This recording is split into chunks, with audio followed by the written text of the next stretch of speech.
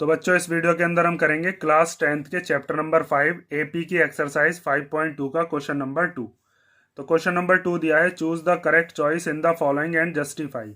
हमें नीचे 4 ऑप्शन दे रखे हैं हर एक क्वेश्चन के अंदर और हमें बताना है कि उनमें से करेक्ट ऑप्शन कौन सा है। तो क्वेश्चन नंबर फर्स्ट हमें दिया है 30th term of the AP. Means इस एपी में जैसे ये फर्स्ट नंबर पे है 10, सेकंड नंबर पे है 7, थर्ड नंबर पे है 4। तो इस एपी को अगर हम आगे बढ़ाते जाएंगे तो बताइए 30वें नंबर पर क्या आएगा। मतलब 30th टर्म हमसे पूछ ली, तो इसके अंदर आपको A30 निकालना है। तो उसके लिए आपको किस किस चीज़ की जरूरत पड़ेगी, एक तो A चाहिए, एक N चाहिए और एक क्या चाहिए, D चाहिए।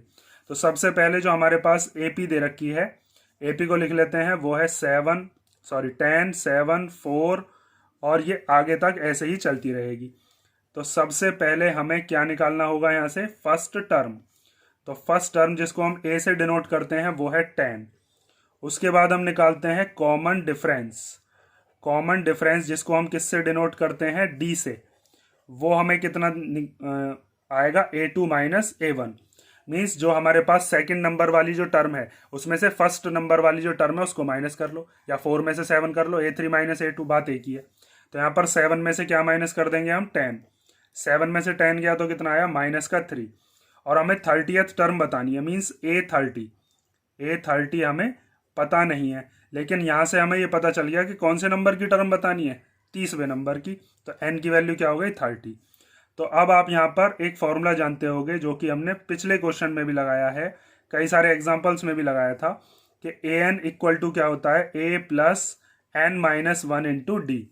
तो यहाँ पर आप ए एन की जगह पर क्या रख सकते हो, A30, जो कि हमें फाइंड आउट करना है।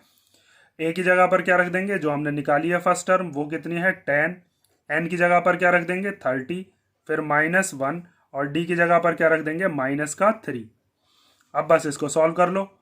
तो यहाँ से आप 10 प्लस 30 में से 1 गया तो कितना आएगा, 29 मल्टीप्लाई में -3। तो A30 की वैल्यू आ जाएगी 10। पहले इन दोनों की मल्टीप्लाई होगी, बॉड मास में पहले मल्टीप्लीकेशन होती है। तो 29 3 जा कितना हो जाएगा, 87। और वो भी कैसा, प्लस माइनस माइनस। अब ये प्लस का है, ये माइनस का, तो प्लस माइनस माइनस होते हैं। तो 87 में से जब 10 को माइनस करोगे तो कितना आ जाएगा, 77। साइन बड़े डिजिट का, बड़े डिजिट क्या है 87, उसका आएगा साइन लगा दो माइनस। तो यहाँ पर आप लिख सकते हो therefore 30th term of the AP is -77। तो करेक्ट ऑप्शन कौन सा हो गया, सो सी इज द करेक्ट ऑप्शन। ठीक है, करेक्ट ऑप्शन कौन सा है, सी वाला, क्योंकि उसी के अंदर हमें क्या दे रखा है, माइनस का 77। फर्स्ट पार्ट हो गया। अब हम देखते हैं इसका सेकंड क्वेश्चन का सेकंड पार्ट। तो सेकंड पार्ट भी इसी तरीके से है। यहाँ पर 11th टर्म बतानी है, मीन्स जैसे ये एपी चलती जा रही है तो बताइए इसमें 11वें नंबर पर क्या आएगा। जैसे -3 A1 है, मीन्स पहले नंबर की टर्म है, -1/2 दूसरे नंबर की टर्म है, 2 कौन से नंबर की है, थर्ड नंबर की। तो ऐसे ही 11th नंबर पर कौन सी टर्म आएगी वो हमें बताना है। तो बिल्कुल सेम पिछले क्वेश्चन की तरह ही है, बस कैलकुलेशन आप ध्यान से करना कि एपी हमें दे रखी है कितनी, -3 -1/2 2। और ये इस तरीके से ही आगे चलती रहेगी।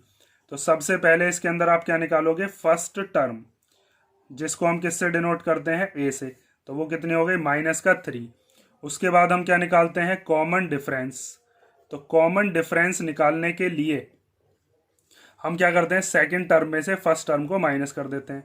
सेकंड टर्म कितनी दे रखी है, -1/2। फिर ये वाला माइनस, और फिर A1 की जगह पर क्या रखेंगे, -3। दो साइन कभी भी साथ में नहीं लगाते, इसलिए ब्रैकेट लगा देता हूं मैं। तो ये -1/2 माइनस माइनस क्या हो जाएगा, +3। अब एलसीएम लेने के लिए इस 2 की इधर मल्टीप्लीकेशन कर देते हैं, या इसके नीचे 1 मानकर तब भी आप कर सकते हो। तो -1/2 तो एज इट इज आएगा पूरे के अपॉन में, और 2 3 जा कितना हो जाएगा, 6।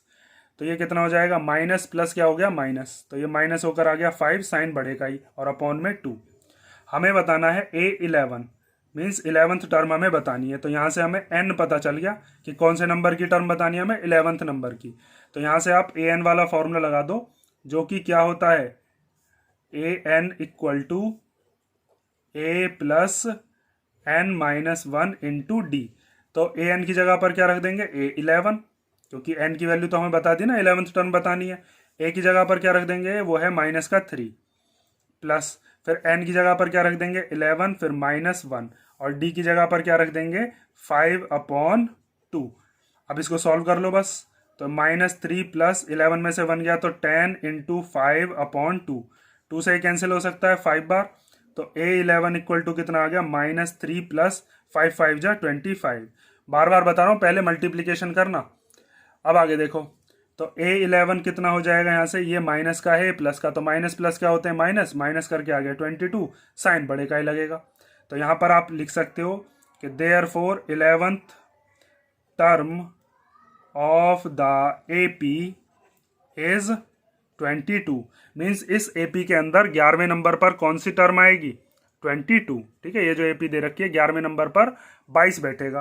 तो हमारा कौन सा ऑप्शन सही हो गया, बी वाला ऑप्शन। तो लास्ट में आप लिख दोगे so option B is correct. ठीक है, इसी के साथ ये आपका क्वेश्चन नंबर सेकंड का सेकंड पार्ट कंप्लीट हो गया। और अब नेक्स्ट वीडियो के अंदर हम करेंगे इसका क्वेश्चन नंबर 3।